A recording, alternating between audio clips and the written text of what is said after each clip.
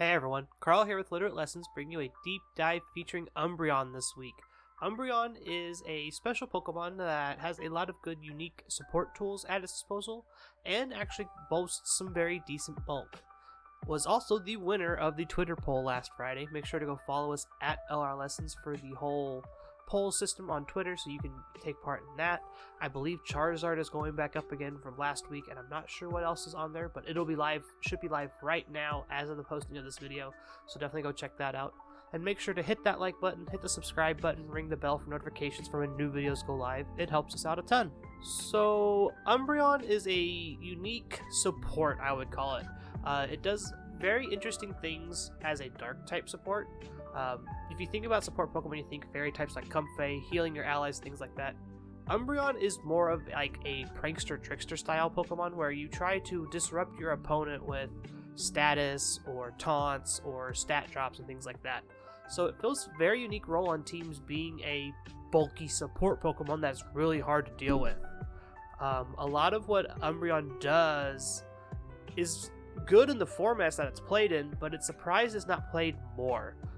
Right now I think it's currently like less than 1% usage, which in Series 8 it saw a decent amount of usage, so I'm very surprised that it's not one of the more used dark types in the format. When you look at its history in the Sword and Shield metagame, it's kind of diverse a little bit. It saw a little bit of play in previous series, but Series 8 was the one where it kind of just became the breakout star that it's always wanted to be. It ended up being on the winning team of a big event. I believe it was the Women's Cup 2. I think that's what it was. It was either Women's Cup 2 or Women's Cup 1. I remember that. If you haven't followed any of that stuff, those are great events. Highly recommend following them. But it ended up winning that event with Groudon and a Sun team. And after that, it kind of started to see a whole lot of play everywhere. Everyone kind of started to pick it up and use it as a good support in these restricted formats due to its bulk and its unique tool set. However, it's kind of seen less play in Series 10 than I thought it would. It's kind of interesting thinking about why the removal of Dynamax makes Umbreon weaker, but it's not that the removal of Dynamax has made Umbreon weaker. The removal of Dynamax has made more damage overall weaker. There's no big flashy damage attacks, big 130 ground attacks, big 130 flying type attacks.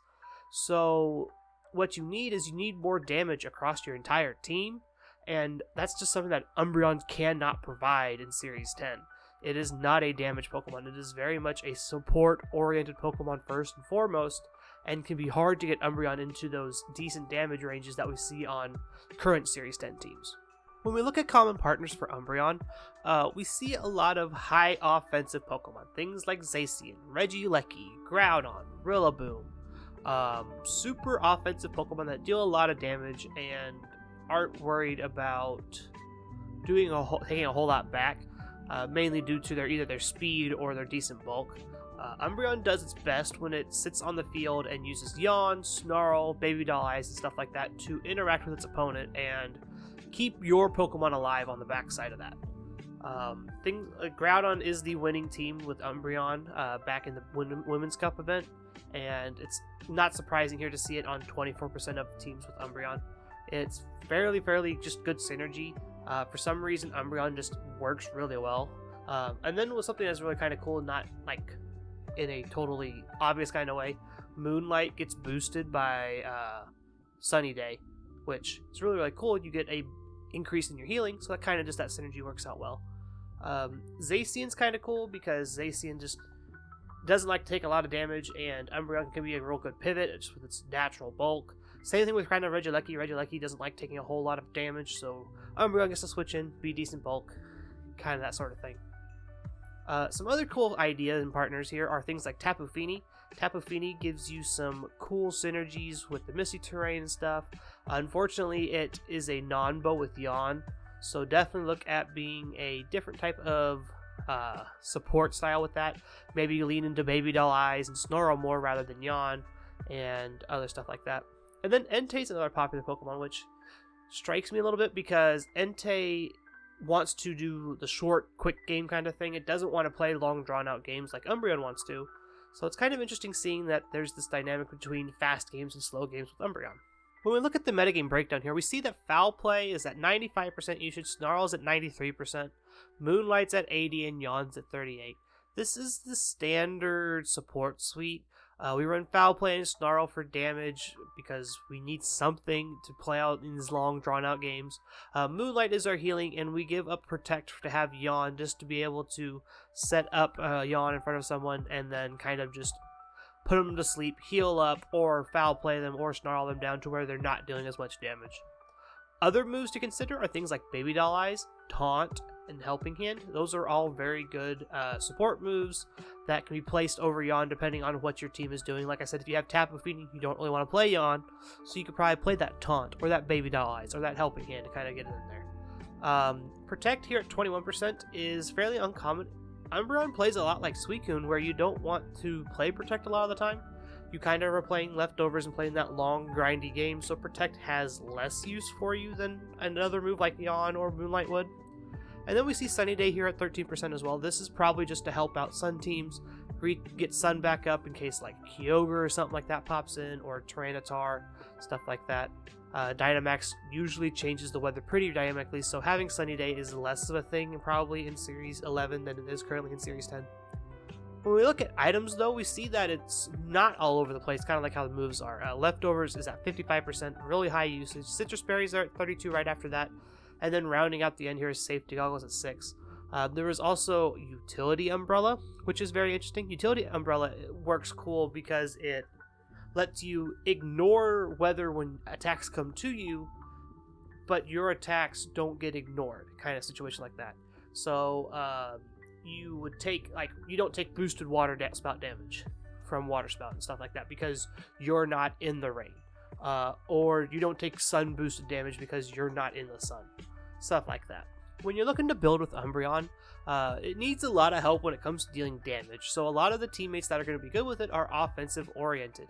Like I mentioned, Groudon. That Groudon team had like Venusaur, Groudon, and a Landorus, and it was just very offensive and wanted to deal a bunch of damage, while Umbreon kind of hung back and played this support role for the team. It was mostly offensive Mons and then an Umbreon. So thinking of things like that, you could play it on Zacian teams. Zacian teams need a lot of offensive pressure to begin with because they're trying to play a faster game plan than most teams. So Umbreon fits that build really well. Another idea would be play with like Calyrex Shadow. Be a dark switch in for your Calyrex that can't be prankstered and things like that. So it's just kind of this cool synergy there. Umbreon also suffers from a lot of 4 move slot syndrome. So don't be afraid to test out different moves, try out your builds, figure out what you like. If you don't like Yawn and you want to play something else, there's a whole slew of moves for you to play. If you don't want to play the long drawn-out stall game with like Moonlight and Leftovers, you can play Citrus Berry Protect. It's okay.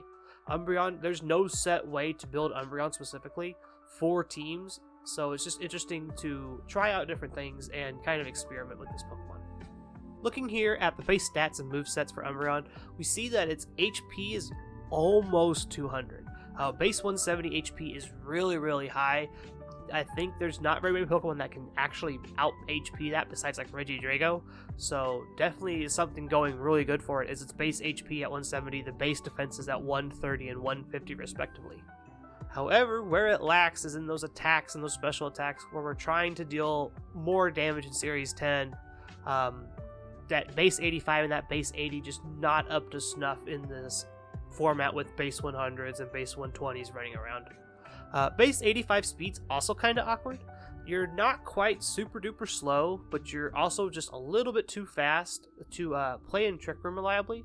So kind of interesting to just like maybe think about min speed Umbreon in the future.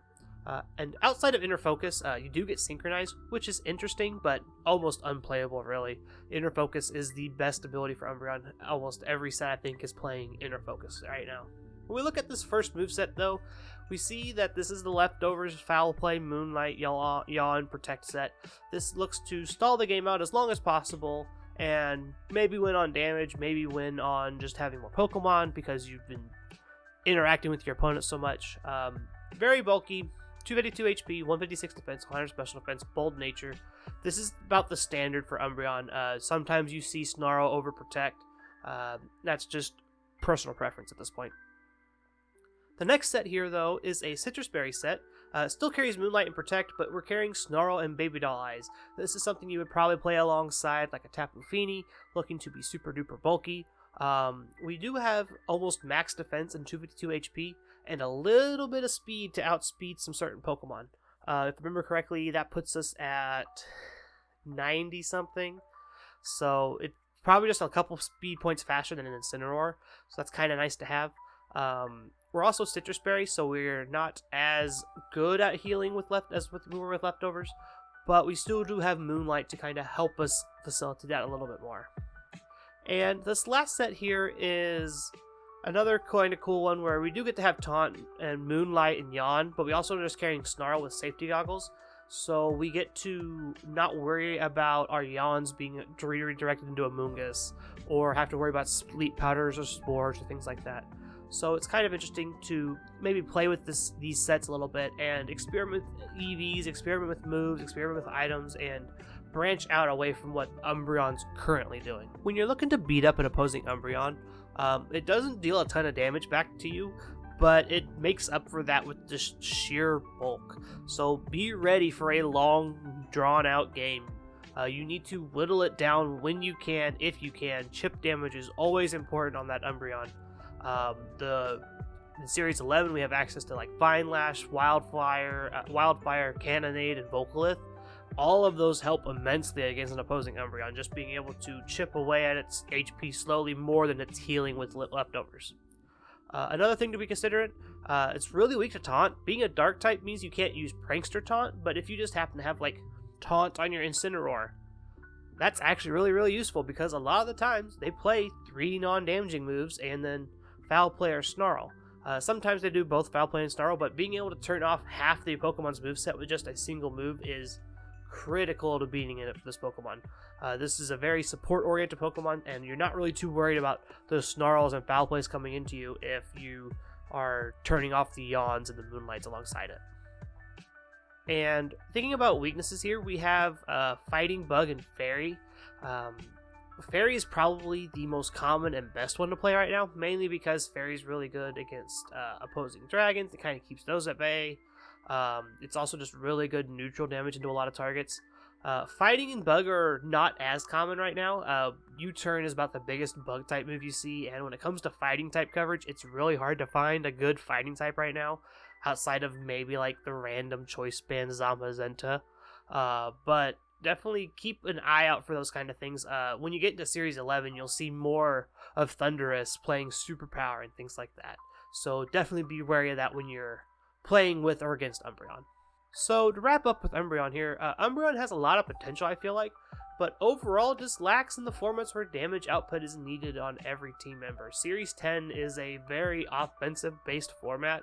There's not a whole lot of room for Pokemon that want to play long, drawn-out games with defense.